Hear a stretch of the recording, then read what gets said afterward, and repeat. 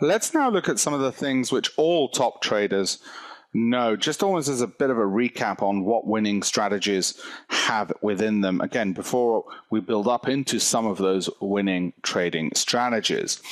First of all, when I interviewed the world's leading traders, when we went through all the brokerage accounts that we had and saw who was winning and who was losing, what we found is what top traders knew the most profitable. They knew losers kill hard-won profits. Let me explain that. There were no big losing trades amongst the winners, unlike losers who had some big losses. Losers and winners actually looked very similar, except losers had some big losing trades, which wiped out their otherwise good record. It was not that losers just kept losing all the time. They didn't. They looked just like winners, except for the fact they had some very few but big losing trades. What do top traders do? Well, they're systematic to remove emotion. Those who took a systematic approach did better than those who just took an opportunistic approach. When they won more than what they lost. When they lost, i.e. their average wins were bigger than their average losses. That's what top traders had.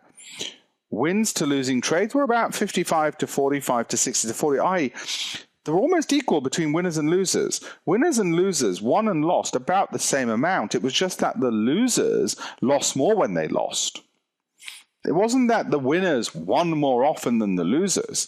It was that the losers lost more when they lost. What else?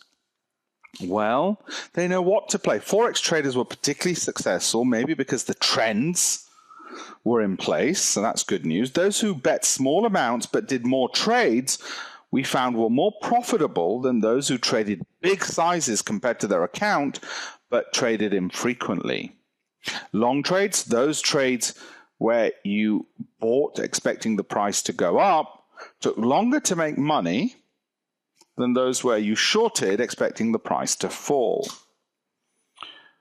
What we also discovered was losers often wasted a lot of time. Losers did this. They trade, which turned out to be losses, were held on a lot longer than the average holding period for all the trades they held. In other words, a loser, if they only analyzed how long they were holding trades, they would have discovered that as soon as they hold a trade longer than the average period they hold all of their trades combined, it's probably going to end up being a losing trade. They tended to hold on to losses, in other words. Winners held on to losing trades for far shorter periods than their winning trades. And the average holding period for all their trades, in other words, if you're going to be a profitable trader, your losing trades were held on for very short periods of time. Whereas if you were a loser, you tend to hold on to your losing trades for longer than average and longer than your winning trades. Winners tended to hold on to their losing trades for less time than their winning trades because they ran their wins, and less time than their average for all their trades. In other words, which is another way of saying winners cut losses very quickly. They got out very quickly when they realized they were wrong. And you're going to see that in the trading strategies, which I'm going to take you through in the following modules and videos.